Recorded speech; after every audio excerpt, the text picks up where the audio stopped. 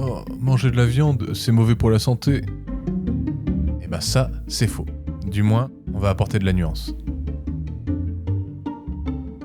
Dans la société dans laquelle on vit, il y a des jours, je comprends le végétarien ou le vegan qui n'a qu'une vision de l'élevage, mais qui ne connaît pas vraiment l'élevage que nous pratiquons. Jean-Michel est éleveur pastoral dans les hauts cantons de l'Hérault et fait partie de l'association Civam Empreinte. Il élève ses vaches en liberté toute l'année, elles se nourrissent uniquement de l'herbe présente naturellement dans ses prairies.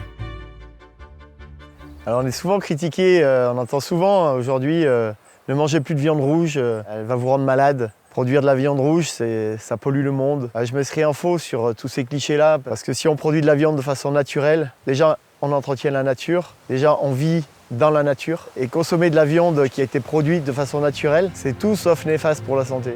Bien sûr, comme souvent, il faut de la mesure et de la diversité pour être en bonne santé. D'après ces 3 articles, et surtout dans ce livre qu'on vous conseille, une viande issue d'animaux élevés à l'herbe, comme dans les élevages pastoraux, contient plus d'oméga 3, d'antioxydants et de vitamines naturelles que celles produites avec des rations à base de concentré ou d'ensilage. Ce profil se rapproche de ce que recommandent les nutritionnistes pour la santé du cœur et du métabolisme. Consommée avec mesure, c'est une viande qui peut vraiment contribuer à une alimentation équilibrée.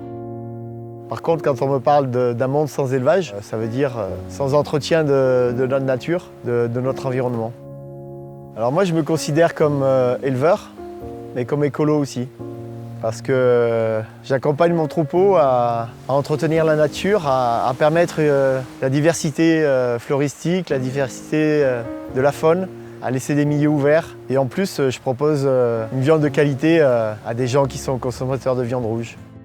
Jean-Michel va au bout de la démarche. Ces animaux sont abattus à la ferme avec un collectif d'éleveurs. Il a fondé la boucherie Empreinte Bio à Faugères. Il est donc présent depuis la naissance jusqu'à la commercialisation du produit fini.